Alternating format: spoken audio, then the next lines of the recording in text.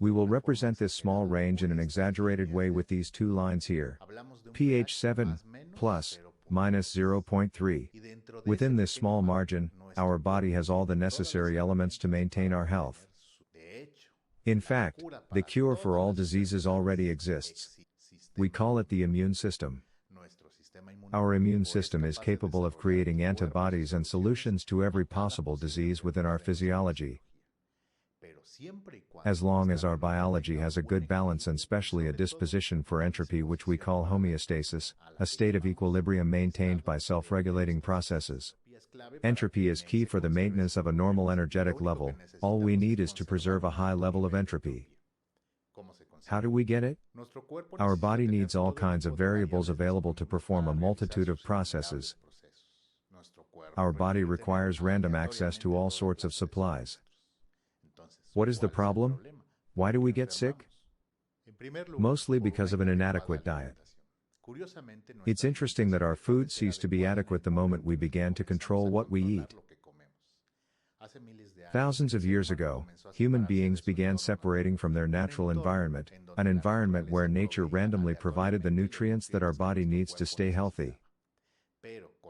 Nowadays, with agriculture, domestication, food processing, food quality control, trends and basically all the control elements affecting our food processes, it has increasingly lost the sense of randomness of nature that is entropy.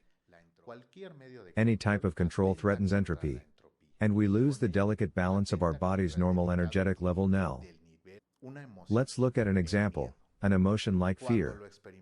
When we experience fear, our organism reacts in different ways.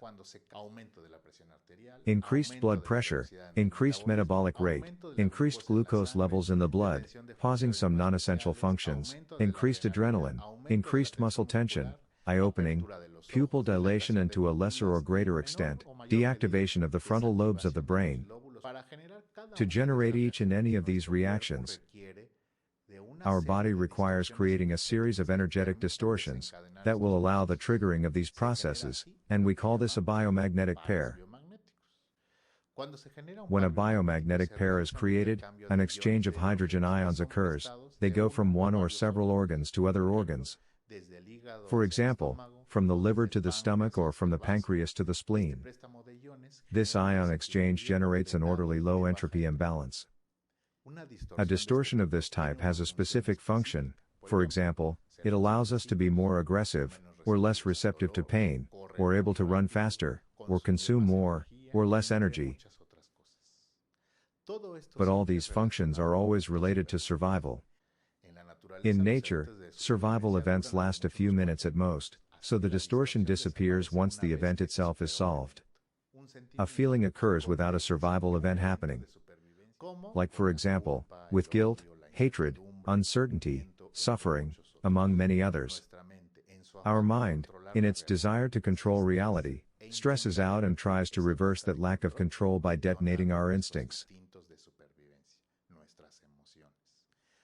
The reason our mind makes us sick is because a feeling can linger in our mind for a long time, affecting our body in a permanent way, with days and days of suffering and stress, triggering emotions and more specifically energetic distortions.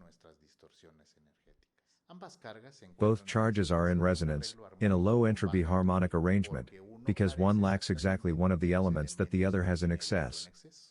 This imbalance is conducive to causing disease because, in both an alkaline environment and in an acidic environment, a series of specific problems are generated regarding each specific charge. On one side, in the positive, acidic charge, a hyperacidic environment develops and with it, the shortening of matter starts.